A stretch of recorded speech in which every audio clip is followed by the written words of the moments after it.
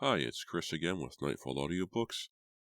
I am continuing the Cheerleaders series today. I've said it before when I did the first book, I haven't read this series. From what I understand, the second book heavily influences Netflix's Fear Street trilogy, and it introduces Sarah Fear. I really want to read that stuff because I'm very, very interested in the beginning of Fear Street, and I'm hoping that this adds a bit more context and color and history to the Fear family. If you've read the Fear Street Sagas trilogy, at the end in Book 3, Sarah Fear appears in Simon Fear's mansion, and she is on fire with everybody else. I'm eager to begin this. I wrote down the voices from the previous novel. I am going to do my best to keep everything straight, and we'll see what happens. I don't know how there are 5 of these books, but we'll see what happens. So let's begin. Please write me an email, nightfallaudiobooks@gmail.com. I like seeing what you have to say. I like your feedback. I like your suggestions. By the way, any suggestions that I get, I put to the top of my request list, and it's a pretty big list right now. I'm also on YouTube at Nightfall Audiobooks, and I have a Patreon page, patreon.com/nightfallaudiobooks. Any support will be greatly appreciated. So tell your friends, tell your mom, tell whoever you think would like to listen to me tell them tales from R.L. Stine. Thank you very much for listening, and let's begin. Welcome to a Nightfall Audiobooks production of the Cheerleaders series, Book 2, The Second Evil, by R.L. Stine. Chapter 1. Kimmy Bass slowed her car to a stop at Division Street and tapped her fingers impatiently on the wheel.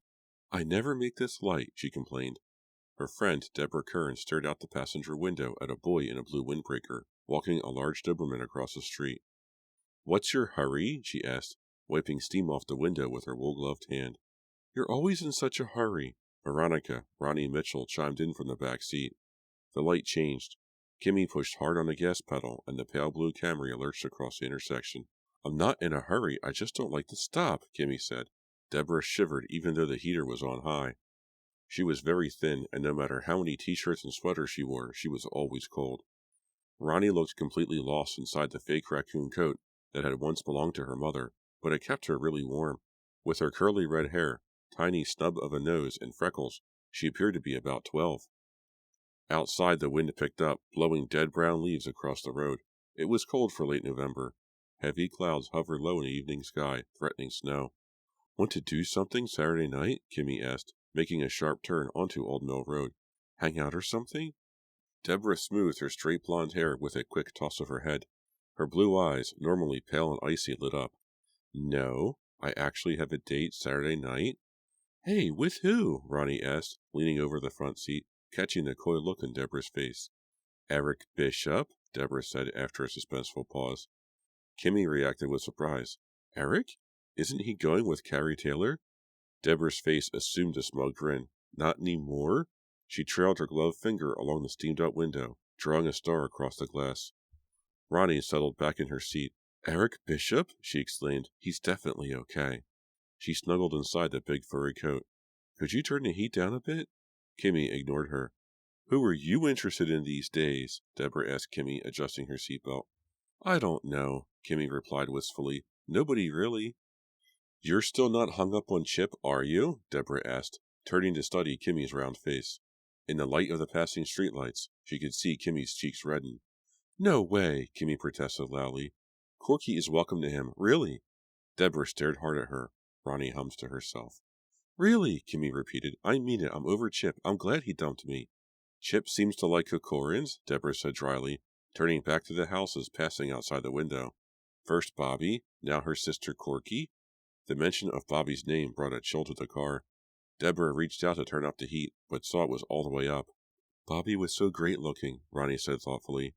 "She was the best cheerleader I ever saw," Deborah added. "I was so jealous of her," Kimmy admitted. "I still can't believe she's dead." "Poor Corky," Deborah said, lowering her voice to nearly a whisper.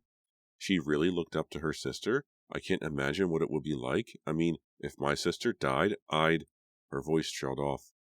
"Corky's been kind of weird lately," Kimmy said, keeping her eyes on the twin beams of white light ahead of her. She barely talks to anyone.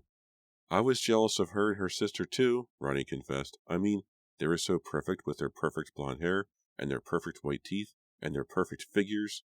I've tried being friendly with Corky, Kimmy said, but she just keeps that sad expression on her face and isn't friendly at all. That's why I thought maybe the three of us could. We've got to get Corky back on a cheerleader squad, Deborah said, interrupting. It was so strange when she quit last month. If she'd quit right when her sister died, I'd understand, but she waited a while to drop out. We'll get her back to normal, Ronnie said. At least, I hope she'll listen to us. Kimmy made a right turn onto Fierce Street. The sky immediately appeared to darken. Gusting winds swept around the car. Too bad you're not in sixth period study hall in the library, Deborah said. You should have seen Suki Thomas with Gary Brandt. Well, Suki was giving Gary a real sex ed class. They didn't even bother to go back to the stacks. Was she kissing him? Ronnie asked, leaning forward to hear Deborah's soft, whispery voice. I guess you could call it that. I thought Mrs. Bartlett was going to have a cow. All three girls laughed. Their laughter was cut short as the car approached the Fierce Street Cemetery. Behind a weather-beaten rail fence, the weed-choked graveyard sloped up from the street. Eerie wisps of gray mist rose up between the crooked tombstones. Corky's family should move, Deborah said, shuddering. I mean, living so close to where Bobby is buried, it's like a constant reminder. Corky visits Bobby's grave all the time, Kimmy said, shaking her head. We've got to talk to her, Ronnie said heatedly. We've got to make her forget about Bobby and the evil spirit. The evil spirit isn't dead, Deborah said suddenly. I can still feel it. Deborah, stop it, Kimmy said sharply. I know the evil spirit that killed Bobby is still alive, Deborah insisted quietly. Don't say that, Ronnie cried. You've got to stop reading those stupid books, Kimmy said. I can't believe you spend so much time with that stuff. I want to learn all I can about the occult, Deborah replied. Both of you should too. You were there that night. You were there in the cemetery and saw the evil spirit. I saw Corky fight it, and I saw it go back down into its grave, Kimmy replied impatiently, almost angrily. Oh, I don't know what I saw. It was all a bad dream. I just want to forget about it. I don't want to read any of that occult mumbo-jumbo, and I don't want to hear about it. Deborah fingered the crystal she had begun wearing around her neck soon after Bobby's funeral. But I can feel, she started. I want to get on with my life, Kimmy declared loudly. I want... She stopped in mid-sentence, her mouth open. Ronnie and Deborah followed Kimmy's gaze through the still cloudy windshield. In the darkness of the cemetery, they could see a solitary figure near the top of a small hill where the ground leveled out and some new graves stood. Wisps of gray mist snaked along her feet. She had one hand on the top of a gravestone, her head lowered as if talking to someone in the grave. It's Corky, Deborah whispered. What's she doing there? I told you, Kimmy said, slowing the car to a near stop. She visits Bobby's grave all the time. But she'll freeze, Deborah declared with a shiver. Honk the horn. She reached out to pound on the horn, but Kimmy pushed her hand away. No, don't. Why? Deborah insisted. I think it's bad luck to honk at a cemetery. Now who's the superstitious one? Deborah scoffed. She peered out into the darkness. Does she see us? Ronnie asked. No, she's still staring at the grave, Kimmy said. She rolled down her window. I'll call to her. She stuck her head out the window and called Corky's name. The gusting wind blew the name back into her face. She didn't hear you, Deborah said, staring out at Corky's unmoving figure, frail and small, surrounded by the rows of crooked gravestones. Kimmy rolled up the window, her cheeks red, her expression troubled. She tossed back her black crimped hair and continued to watch Corky's dark figure among the gravestones. What do we do now? Ronnie asked in a tiny voice. Deborah fingered her crystal as she stared out at Corky. I don't know, Kimmy replied. I don't know. Unaware that she was being watched, Corky Kokorin leaned against the cold granite of Bobby's tombstone. Her face was wet with tears, silent tears that came without warning, without crying. Tears that spilled out like the words she spoke to her dead sister. I shouldn't come here all the time, Corky said, bending low, one arm resting on top of the stone. I know I shouldn't. Sometimes I feel as if I'm pulled here, almost against my will. The wind howled through the bent trees that clung to the sloping hill. Corky didn't feel the cold. If only I could sleep, she said. If only I could fall asleep and not dream. I have such frightening dreams, Bobby. Such vivid, frightening dreams, nightmares, of that awful night here in the cemetery. The night I fought the evil spirit. She sighed and wiped away the tears with her open hands. I feel as if I'm still fighting the evil, Bobby. I'm still fighting it, even though I sent it down to its grave. Corky pressed her hot face against the cool granite. Bobby, can you hear me? She asked suddenly. As if in reply, the ground began to shake. Bobby? Corky cried, pulling herself upright in surprise. The entire hill trembled, the white gravestones quaking and tilting. Bobby? A crack formed in the dirt. Another crack zigzagged across the ground like a dark streak of lightning. As Corky gaped in disbelief, the ground over Bobby's grave split open. The crack grew wider. Wider. A bony hand reached up to the surface. Bits of flesh clung to the arm that followed the hand. Another hand clawed through the surface. A heavy stench filled the air, invading Corky's nostrils. The bony hands grappled at the edge of the crack, pulling, straining, until a head appeared, then 2 shoulders. It's you! Corky cried in horror, as her dead sister pulled herself up from the grave. Chapter 2. Bobby? Corky uttered the name in a choked whisper, her breath caught in her throat. As her dead sister rose up in front of her, Corky staggered back, bumping against Bobby's gravestone, almost toppling backward over it. Bobby, it's you! She cried, dropping to her knees on the hard frozen ground. Her sister rose, up, until she hovered over Corky. Then she glared down with sunken eyes. The skin on her face, green and peeling, sagged, ready to fall off. Her straight blonde hair was caked with wet dirt and twigs. Oh! Corky uttered a low, horrified moan, her entire body convulsed in a tremor of terror. Her dead sister stared down at her as the wind swirled and the ground shook. What is it, Bobby? Corky managed to cry out.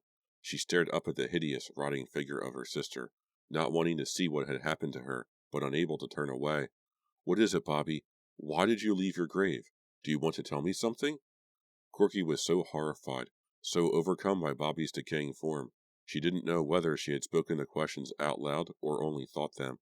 As she stared up at the sunken-eyed green face, Bobby's mouth slowly began to open. The flaking, blackened lips parted as if about to speak. No sound emerged. Bobby, what is it? Corky demanded. What do you want to tell me? The black lips opened wider. The sunken eyes rolled back. The wind swirled loudly. Corky stared up expectantly, unable to get off her knees, gripped by horror. The lips parted even wider, and a fat brown worm curled out from Bobby's mouth. No! Corky's shrill scream rose and swirled with the raging wind.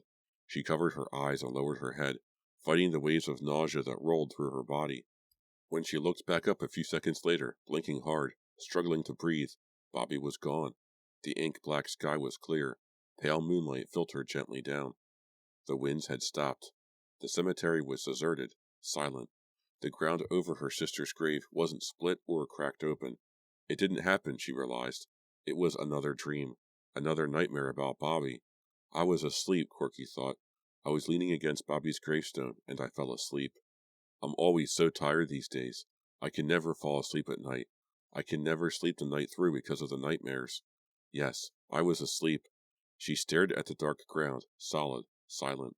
I must have dreamed it, she thought.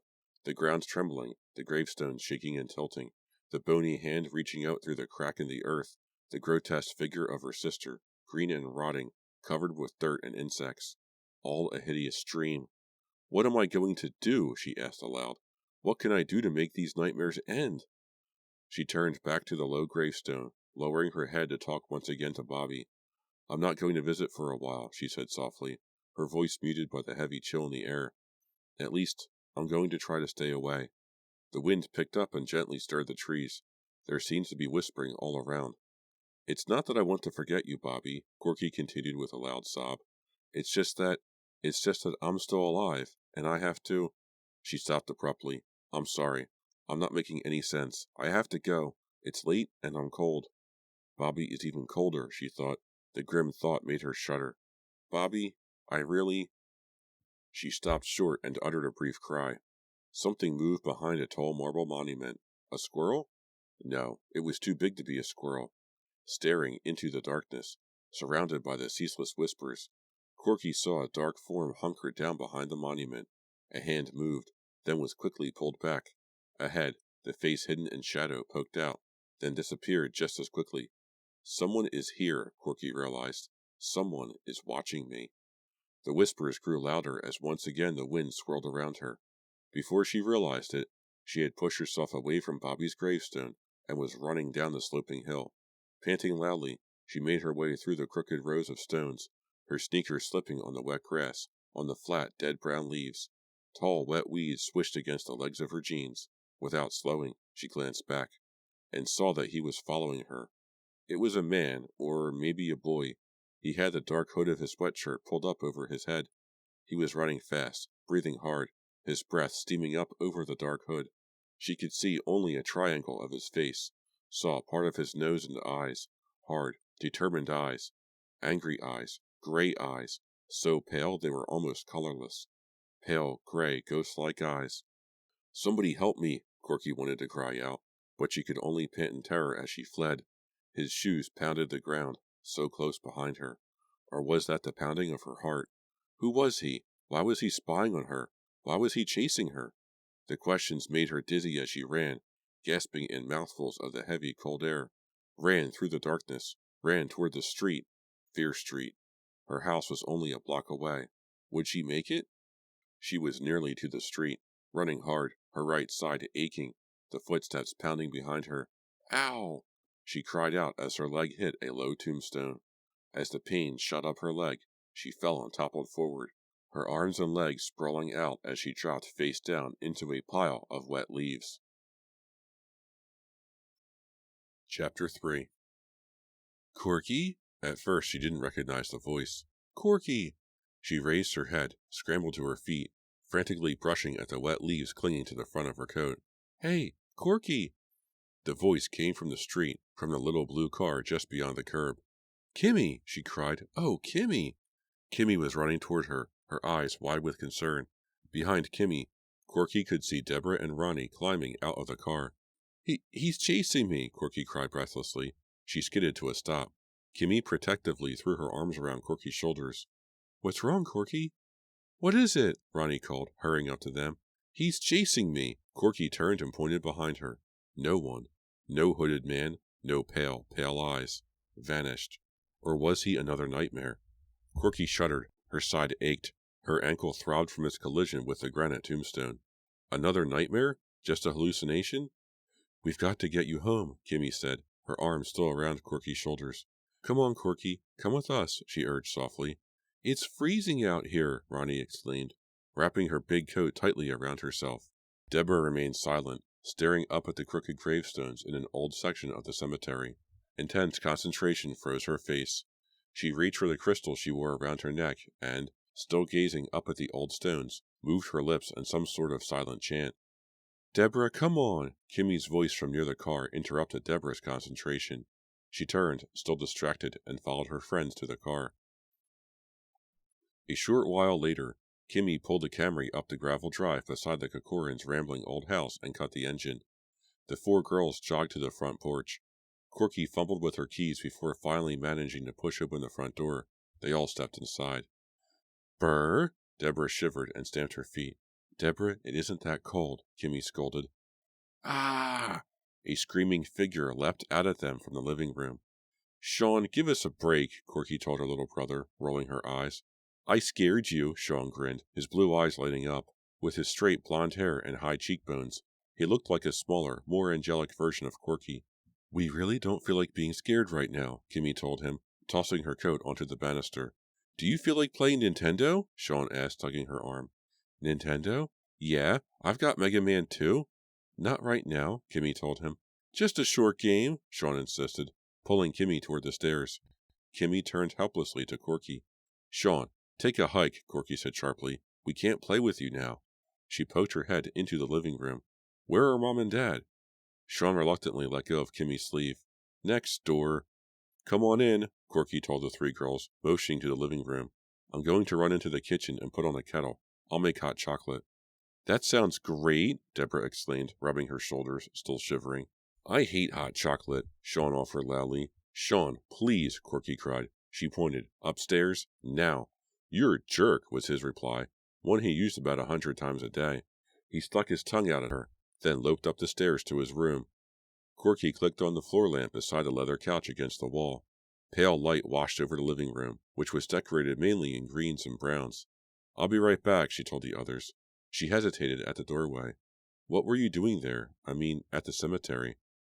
Deborah flashed Kimmy a hesitant look. Well? We were looking for you, Kimmy explained. We were headed to your house, but we stopped when we saw you, She hesitated to finish her sentence. Corky's pale cheeks reddened.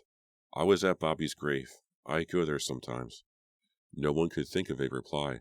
A heavy silence hung over the room. I'll go put on the kettle, Corky said, and hurried out of the room. As she held the kettle under the tap, her mind whirred from thought to thought. She tried to figure out why the 3 cheerleaders had come to find her. Corky hadn't spent any time with them since dropping off from the cheerleading squad. They always acted very friendly when she passed them in the halls at school, but Corky really hadn't talked with them in weeks. Hearing an odd noise, Corky glanced out the kitchen window into the darkness. 2 cats were chasing each other over the deep carpet of brown leaves that covered the backyard. Their chase reminded her of being pursued by the strange hooded man with the cold gray eyes. With a shudder, she hurried back to her visitors. She found Kimmy and Deborah seated on opposite ends of the couch. Kimmy was tapping her fingers nervously on the arm. Deborah had her hands clasped tightly in her lap. Ronnie was standing by the window, hands on her slender hips, staring out at the driveway. She turned when Corky re-entered the room. I think we're warming up, she said. Corky moved quickly to the armchair that faced the couch. She sat down, and a rude noise erupted from under the chair cushion. Sean! She screamed angrily, jumping to her feet. She reached under the cushion and pulled out her brother's pink whoopee cushion.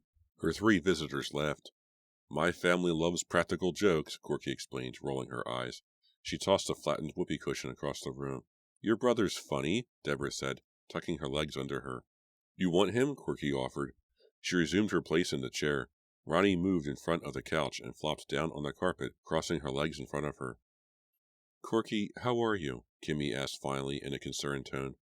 Okay, I guess, Corky replied quickly, avoiding Kimmy's eyes. Were you at the game last night? Ronnie asked. No, Corky shook her head. An uncomfortable silence.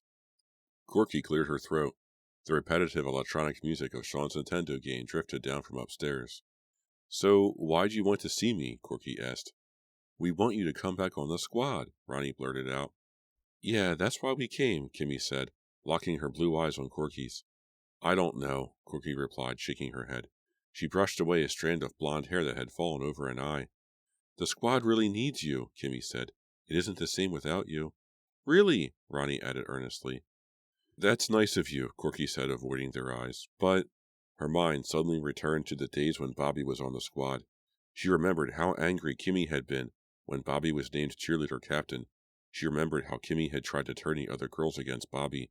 Now, Kimmy was the captain, Bobby was dead, and Kimmy had gotten what she always wanted. So why was she here begging Corky to rejoin the squad? Why not give it a chance? Kimmy urged her.